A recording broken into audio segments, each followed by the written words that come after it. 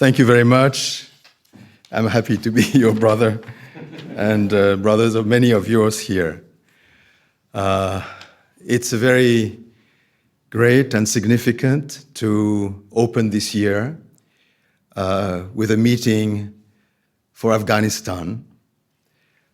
Somehow, Afghanistan attracts attention and expectation from the whole world.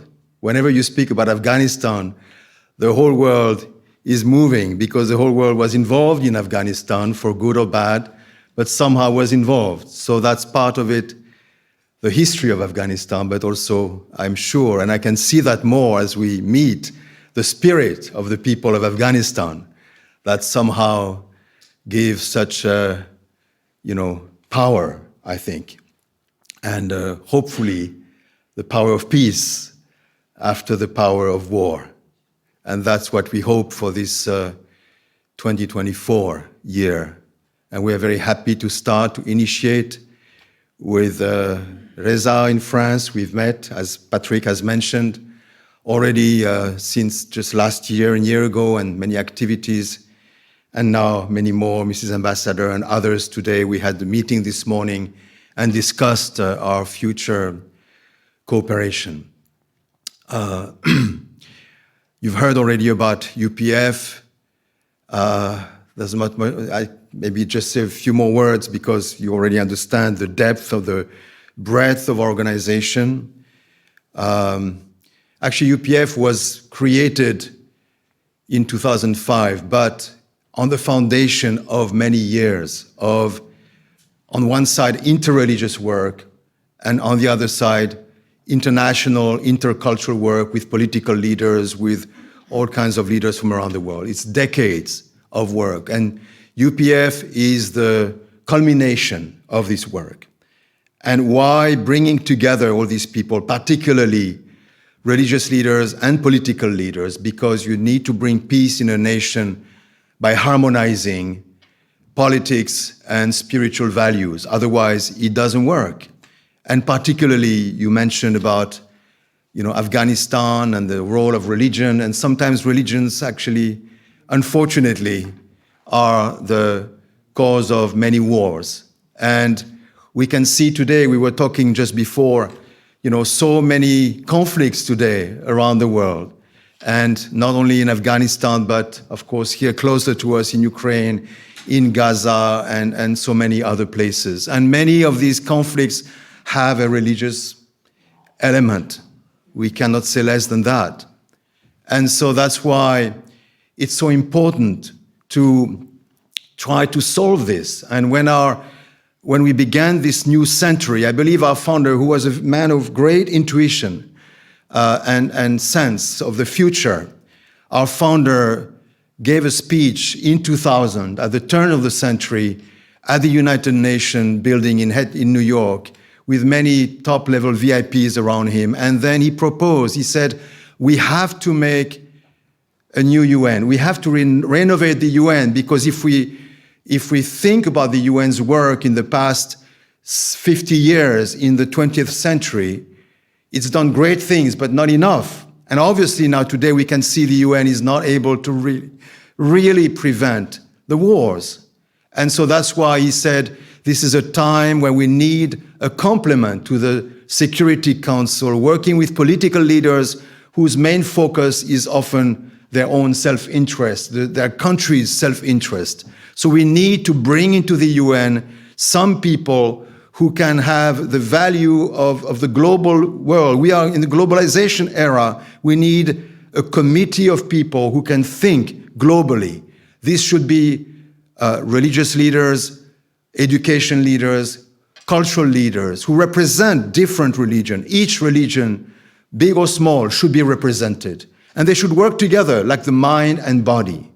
That is one of our main, I would say, it's our flagship project and proposal that we think should be applied in the UN, and we want to apply it, of course, in different parts of the world. And I think this is also important for Afghanistan. And this is why you can see in many of our meetings, we invite not only political leaders or intellectuals or others, but we invite also religious leaders. And they come together because we want to show, unless you come together and are willing to work together beyond dogmas, but really focusing on ethics, the ethics of religion, learning to live together as one family under God, as we said. Because God is not inside the religion. God transcends religion. God is beyond the religions. And that is why we need to create that kind of family where everybody can feel their place. So this is one of the very important aspects of Universal Peace Federation. And just another point I want to make. When he made this, inaugurated, you saw in New York in 2005, our founder also wrote calligraphy, because he was a great calligrapher in Chinese character, that the principle of Universal Peace Federation, the fundamental principle is living for the sake of others, living for the greater good. And that is so important for us, because unless you really do that, unless you live for the greater goal, that means you reach out to the higher purpose, you cannot solve problem. You cannot solve problem. You know, our founders themselves, they started from the bottom. They were in Korea. Korea was a very, very poor nation, colonized by Japan. They suffered a lot, as you probably know, for many decades under Japan. And it was very poor.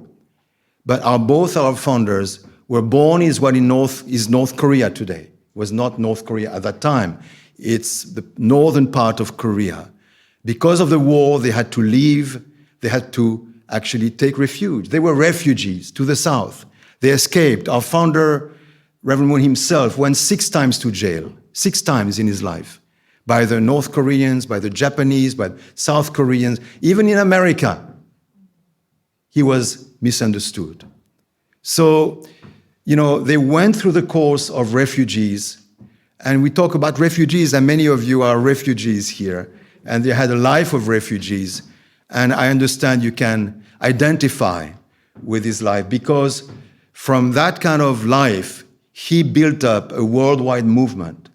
And not only he built up a worldwide movement, but he went to every country's leader who persecuted him, and he managed to reconcile, embrace with Kim Il-sung, with the Japanese. The Japanese were the worst enemies of the Koreans. But in our organization, the strongest chapter is Japan. Why? Because, they felt in Reverend Moon the love for Japan. Reverend Moon was tortured by the Japanese, but somehow he not only forgave, but he invested his heart for Japan. And so the Japanese people loved him. And he did that with every one of these former enemies, whether they are Americans, whether it's Kim Il-sung himself, or South Koreans. And based on that foundation, living for the sake of others, that's what it meant for him. We have to go beyond the past enmity. And that kind of path, I feel, is really something that if those refugees, suffered, those who suffered the most have the greatest future if they can live for the sake of others. And that's what I feel when I when I see our young friend here, Reza, because he wants to reach out to others, to all the warlords, and even to the Taliban, and even to to others. But he wants to reach out to the women and with the youth and young generation, and truly build together this one Afghanistan. And that's why we feel we have to support. We want to be a platform that can help. We are a platform for peace and reconciliation around the world, and we are very happy and honored to work with your organization, and we truly wish you great success. And I think now the man who is a friend and the man of God, you will see why, because he will tell you what he did in Afghanistan. So you welcome him, Umberto. Thank you.